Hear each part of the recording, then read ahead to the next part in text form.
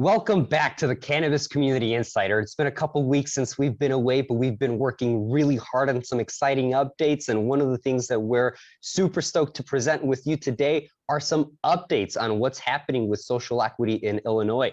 Today, Mark and I have brought a very special guest back to the conversation. It is Illinois State Representative Lashon Ford, who's been on the forefront of the conversation related to social equity since last year. We have much to cover today and not a lot of time. So with further ado, I'm going to pass it off to Mark to get us started. Mark, take it off. Thank you very much, Abraham. Representative Lashon Ford, always a pleasure to have you on. Thank you.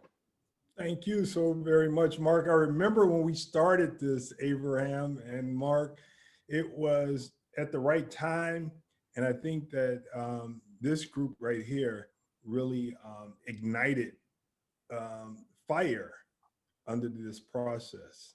And so I think that it's fitting that we reunite at this time because there is a need for update and there is a need for us to make sure that we talk about some of the things that's on the table right now to clean up the cannabis law that we passed last year. So, all right, let's get right into it. Let me set the scene, I guess.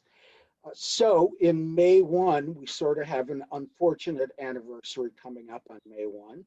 And that at that point, the state of Illinois will be 12 months, exactly a year late in issuing 75 dispensary licenses.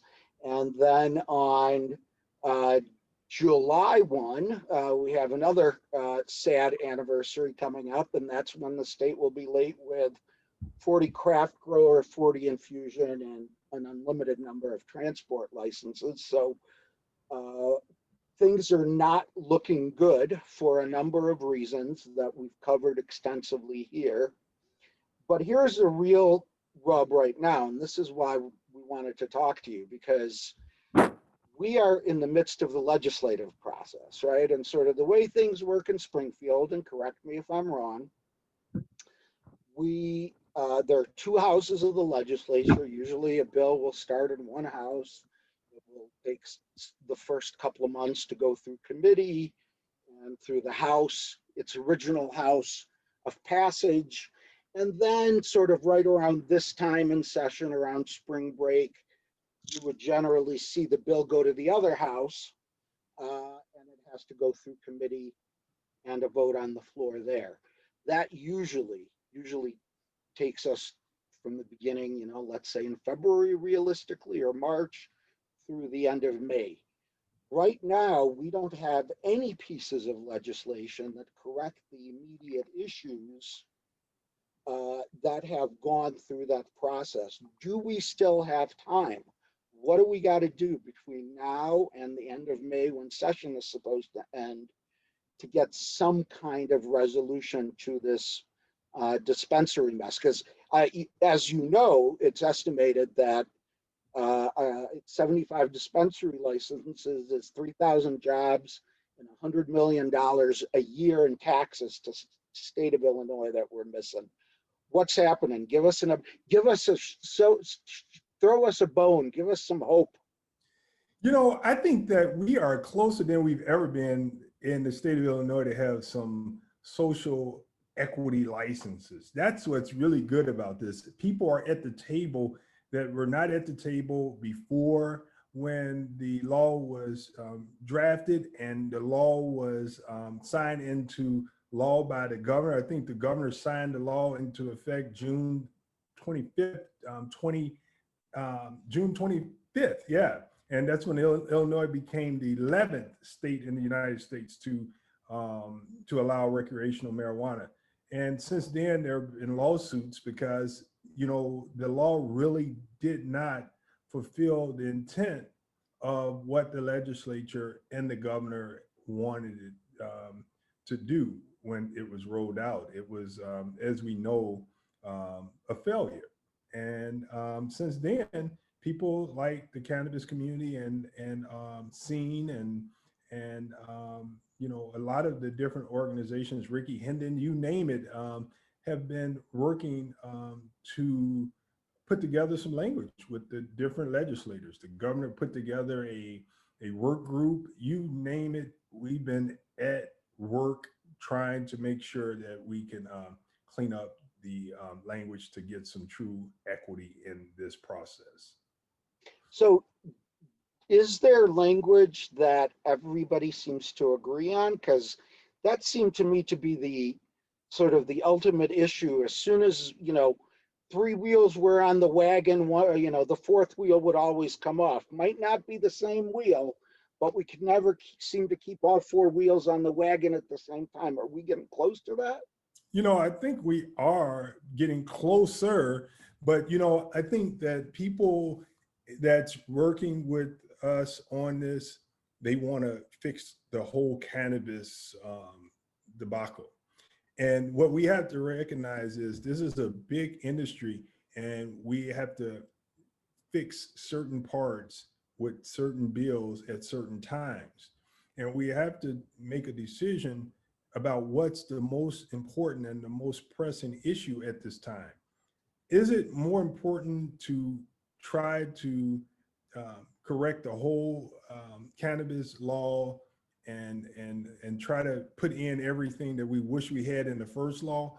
Or is it better to try to get this law on track to try to fulfill the intent of it? And that meant that, and that would mean that people that look like me will have an opportunity to have a license in Illinois. Right now, Black people and brown people and women are pretty much out of the cannabis billion-dollar industry in Illinois. And that wasn't the intent of the law. And so I think that where we're at now with negotiations, we are making sure that we're ready to get licenses out so that this is not just a white male run operation. And I think that we can truly say that the governor and his team is working diligently with the social equity groups, and he's allowing and supporting the groups and their wishes to clean up the language. And that's a big win. Well, I think that's great, and that's wonderful. I think, as you pointed out, there are a lot of stakeholders at the table, and I wish that the state would finally treat all these various stakeholders, including all these applicants, either as partners or customers, right? But instead, they're treating, you know, in the application process, the state has sort of been treating people as adversaries, not stakeholders or partners. And this adversarial approach is really, you remember during the reign of a certain previous speaker, we used to call rank and file legislators mushrooms, Yeah. right? Because they got kept in the dark and got fed, you know what? Yeah. And that's what I feel like typical applicant right now is a mushroom, because they're completely in the dark and they're, you know, sort of growing in a big pile of, you know what? And how close are we to sort of getting more information from the state? Is there work that's ongoing right now? And what can people do? Is there something everybody who's going to see this that can they do? How urgent's the situation? We only have 6 weeks till the end of session. Is there going to be a bill that passes? Absolutely. Now I want to address your part about the applicants being like mushrooms. Are you speaking of in this process to clean up the language, or are you speaking in the process to find out where they stand as applicants in this award process? No, I'm talking about the overall state award process. People have no idea how close the state is to anything. We have no idea, you know, right now, craft grow licenses aren't really held up by lawsuits. As far as I know, there's only one lawsuit, and that lawsuit it wants to compel the state to move forward. So people are waiting on those. The dispensary stuff is held up. So I think that overall, given how fraught it is and how many different players there are, there has, you know, you've been really good at sort of including all the stakeholders around the table as they're talking. But in terms of the state and the application process and next steps from the state and the timeline from the state, let's just say the administrative stuff, there's very little information on that as the legislative fix is being attempted. So I think you're doing all you can to keep everybody, sort of in pace along with you. Let me ask you this though.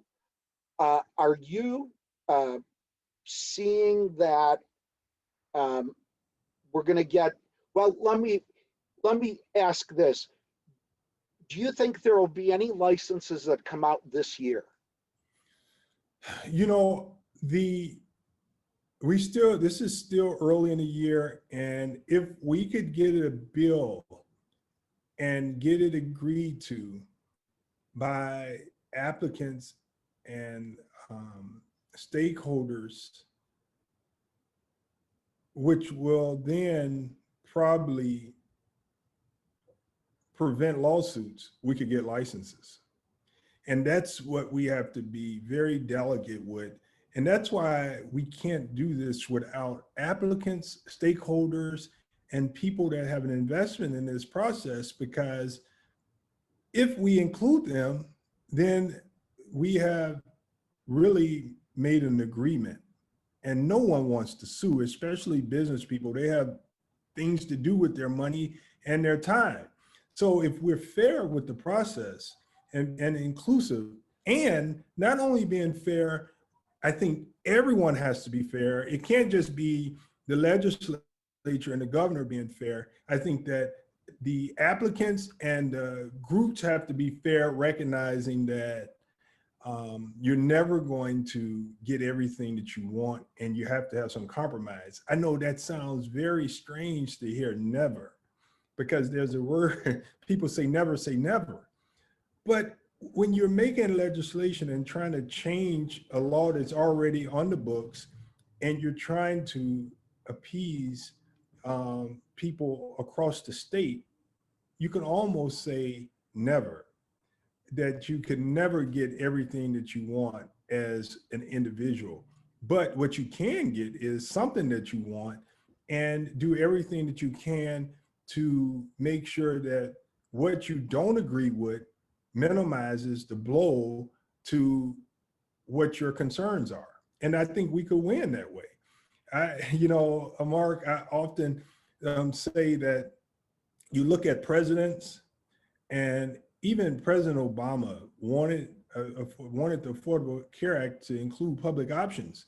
He had to compromise to get health care, to get the health insurance. Governor J.B. Pritzker, he wanted to get the fair tax. He's a billionaire, he's the governor, and he could not get the fair tax passed in Illinois. We could even go to President Trump. He definitely tried to get things that he wanted, and he couldn't. So we have to realize that in this process, it's all about compromising, because when we don't compromise, then we lose and we get nothing. Well, yeah, very early on in my career as a lobbyist, I remember hearing somewhere, right, that, if everybody is kind of sort of mildly angry at the legislator after an issue is done, that legislator's probably done a pretty good job. Right. If nobody is entirely happy, right? But Right. They're not real angry at you. That's good. Right, Yeah. That's where you want to be. That's the sweet spot. Nobody gets everything. Hopefully, everybody gets enough. So in terms of the practical pieces, is it sort of still the safe assumption that before anything else happens on cannabis, there has to be a solution to this lottery issue that passes, right? That's the first thing that has to be done. That has to be a solution to that.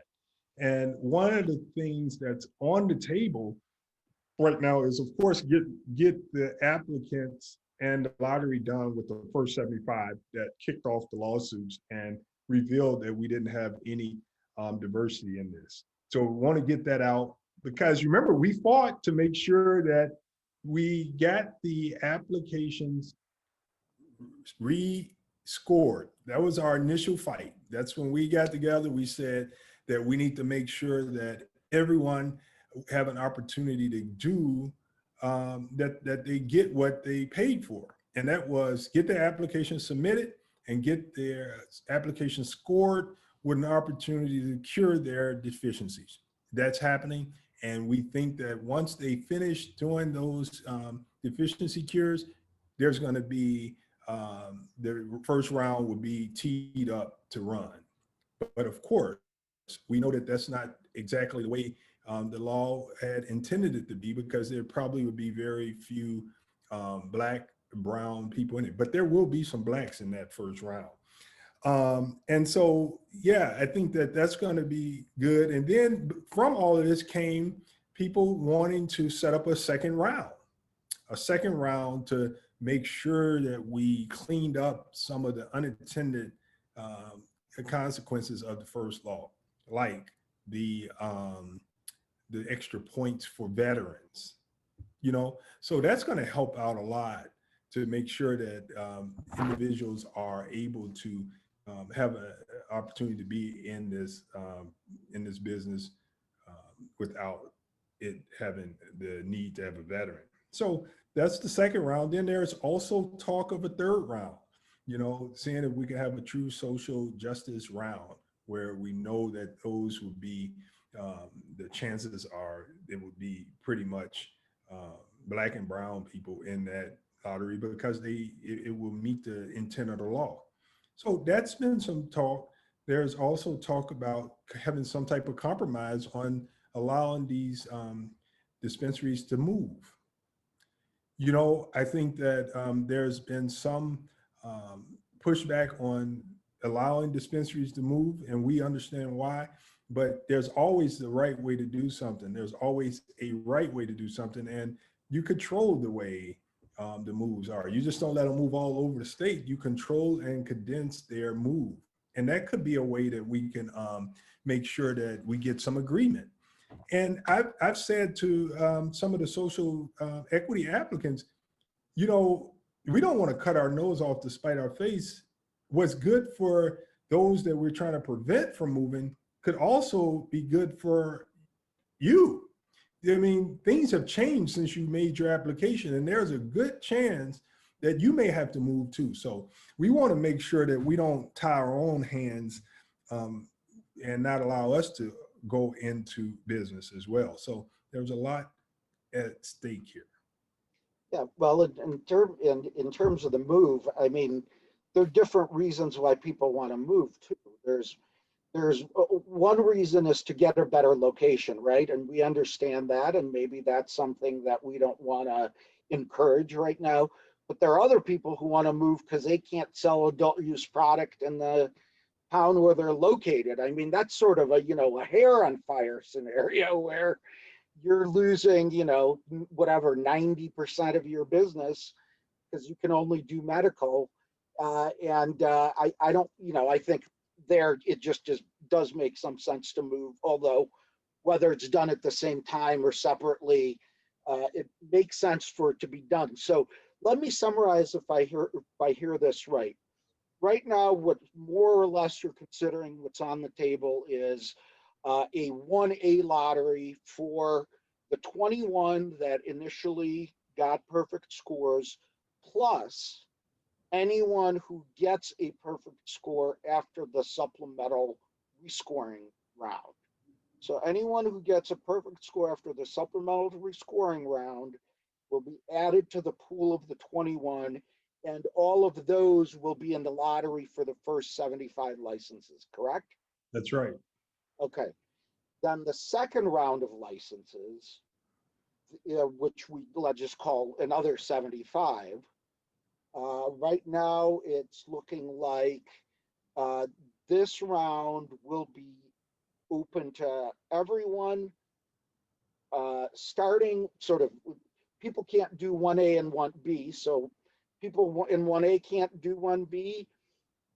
So everybody in 1B will be people who have a score that is above what, 85%? Right, and that has not been determined, but yes, somewhere around there. Yeah. Okay, and that will be, you know, especially after the rescoring, that'll be a relatively large round as well. So we'll probably have a couple thousand, potentially applicants in that round. And then, so if we do if we use 75 in the 1B round, current legislation allows the state to do 110 this year. So when you're talking about the third round, would that be sort of the ultimate after everything that's left over? So that's what, 35, right? Additional licenses at the end of the year. That would be the sort of the third round that you're thinking about? Yeah, and that number is to be determined too, because as you know, the law states 110, but we could change the law and it could be more. Law, yeah. And so the goal is to make sure that the intent of the Illinois cannabis law is fulfilled, which means that we get people that were impacted by the quote war on drugs to be a part of this emerging market. And that's the goal. And whether so I'm staying away from numbers so much because it hasn't been agreed to, but I think that you're right to say 75 is what people are saying. People are saying 35 for one of the rounds. But when we look at how many people are going to be left behind after round 1A, we have to take a strong look at the need for additional licenses for a 1B or even a third round, because the question is how many people are going to be left behind as a result of not having a good first round. But well, let me ask you this. At what point, this is an issue that I think is increasingly coming up. A lot of people sort of feel like they weren't that knowledgeable about the first round anyway. And a lot of people are feeling like now they're hearing more about this and might want to participate. And I would say that's probably likely more true in communities of color where sort of the regular quote unquote news doesn't penetrate as easily for a number of reasons, because it generally doesn't speak to those communities necessarily. But be that as it may, there are a lot of people who want to get into this that may have not applied yet. Okay, when are we going to let those people apply? Any sense of that? So in order for new applicants to apply, we have to have a new application process. And the state doesn't have that yet. And so that's being put into place now to get a new application process so that it's not as confusing and difficult as the last one. And we have to get rid of the scorer that scored the last applications. So we need a new application, and we also need a new way of scoring them. And so the state is working on doing that right now so that there will be room for new applications to be applied for.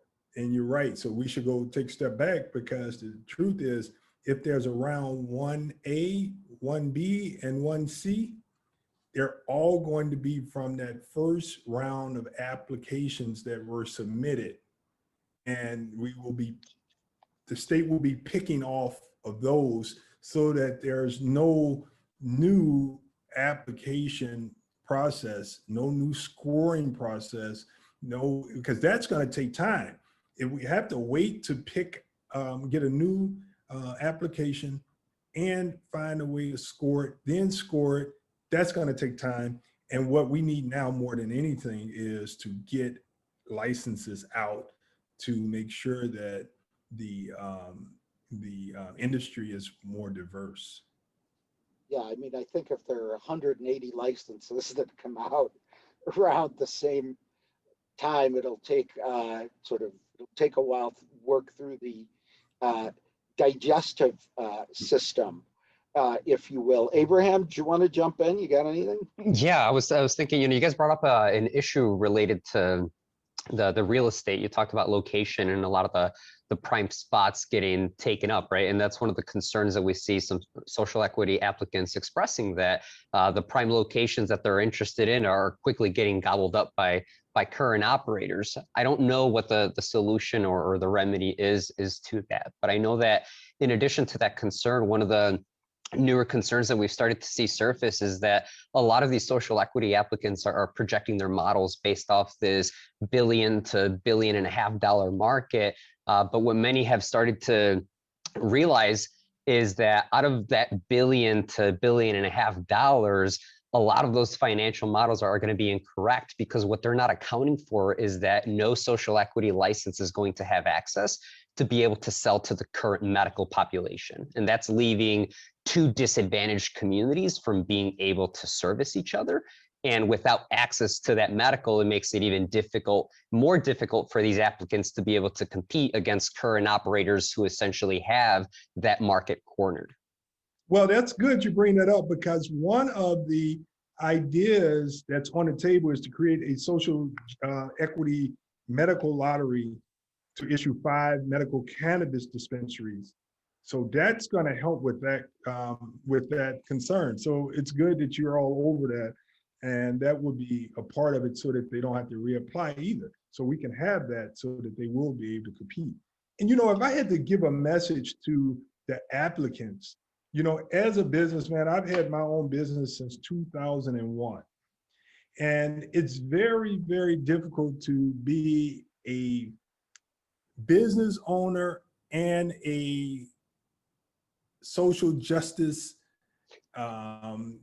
lobbyist, legislator, advocate. Is difficult because your focus shifts. And so I would say that the applicants, the advocates, and everyone that's got investment in this, they can't forget about there's going to come a time when they will become owners in this industry. So they have to make sure that they're putting their foundation down as if they're going to get those licenses. Because once it happens, if you're not ready, what's going to happen? Now you got a license, but you're not ready to take advantage of it. So don't lose focus. Act as though you're getting that license one day. And you got to have, not only do you have to have your social justice hat on, but you can't forget about that business cap. Yeah, you got to, you know, if we can help it, I think the intersection of doing good and doing well is always a nice place to be, particularly in the cannabis industry. I think a lot of us, certainly Abraham and I, are true believers that cannabis can help heal people and communities. And thank you for doing that with this representative, and we thank you for being with us today. As we sort of wrap this up, what should we know? What should we do? So that, you know, you have people around the table, but obviously there are thousands of applicants. You can't talk to each applicant directly. What should be the typical applicant's line of communication now, or what should they be doing? What's the, you know, who should they be pushing to agree to this? You know, first of all, I think we set up a email just for people that have recommendations for cannabis law. Everybody's in. That's what we want. And we did cannabishelp@lashonford.com. cannabishelp@lashonford.com. If you have any recommendations that you think this cleanup language should be, you should send it. If you have any recommendations that you believe should be in the cleanup language bill, you should send it. What we've done now is been very respectful of this process. There is no public language out there because we haven't heard and agreed. We have shell bills, but we haven't added language because we're not pushing anything down the throats of the applicants, the advocates, or anyone. We want to get an agreement so that when we file it, we can say that this was inclusive. People were at the table. And we want to show that in Illinois, when cannabis laws are being discussed, those people that were not at the table before, they must be at the table because they're the ones that's responsible for cleaning up the mess that was created by the others. So this is a great opportunity for those that, as you said, Mark, that ordinarily would not have been at the table to now find their place at the table and never give up that spot again. Well, thank you. And thank you for being an advocate and I should say a spot holder, somebody who has occupied that spot effectively and brought everybody else along with him once he did so. Well, Thank you. Thank you so very much. And you guys, I can't thank you enough, because when it was hot, we were together. You know, we were together, and we made noise that, you know, that I think was needed. And so it was us that really came together to reach out to others, you know. And in this industry, I just have to say, I understand that sometimes advocates and applicants and others have a hard time trusting the process, but there is no reason to not have trust when you're asked to come to the table. You can't have it both ways. You can't complain that you're not at the table, and you can't complain that you're being asked to be at the table. So if you're being asked to be at the table, then there it is. Yeah, you can, it's hard to do both. You could either come to the table or not come to the table, but that's your decision. And I think you have very effectively brought very disparate interests from industry to social justice advocates and everybody else in between. So now we've got 6 weeks before session ends. We definitely want to see, when you talk about sort of trailer bill, right now we're focusing on that single lottery bill, and we want everybody to be pushing in the same direction on that. And then separately, there's going to be a whole bunch of other things that happen over the next couple of years, which, you know, by the way, I'm delighted about. Being a lobbyist, I'm happy there will be many more bills over many more years. I don't think any of us who know the process expect it to all happen at once. Let's get this lottery thing solved and then move on. You know, as much as I thought we were done, I have to say this, because when it was bad, I pretty much nailed the governor, J.B. Pritzker. I got to give him credit. Not only is he supporting, but we've been in direct communication. He's very, very excited that we have opened up this line of communication and that we are working together. I mean, we've talked more now than we've ever talked as a result of people being ready. And we're not talking through his people, we're talking. And he's excited about getting this done right. Toy Hutchison, all over this. The governor's administration is saying, Representative Ford, let's get it done right, and we're with you. So we can't ask for it better. And they're providing all the technical assistance to make sure that it's done right, and that we have the legal support behind us so that we can make sure that we know whether or not there are lawsuits, that we could do it. So even Speaker Welch is supporting this. And he's given me the full staff to help with the language. So we are in the best shape that we've been in to get this done now. And to answer your question, we expect to have a bill filed next week, early next week. And so that's what we expect, because we want to pass this bill over to the Senate immediately and make it happen. That's excellent. Well, thank you very much. Just, I'm not going to make a lot of comment about the administration so far. I'll just say this. Remind them not to hire KPMG at the last minute again, will you? I will do that. Thank you very much. Thank you. Representative, thank you so much on behalf of the medical cannabis community and the cannabis community. It's a pleasure to connect with you, and hopefully, you know, maybe we should have a town hall soon to get everybody's suggestions in for future rounds of legislation. That'd be great. Thank you so very much, Abraham and Mark. Have a good day. Gentlemen, thanks for coming, and stay tuned for our next episode of the Cannabis Community Insider. Thanks so much and have a great rest of your day.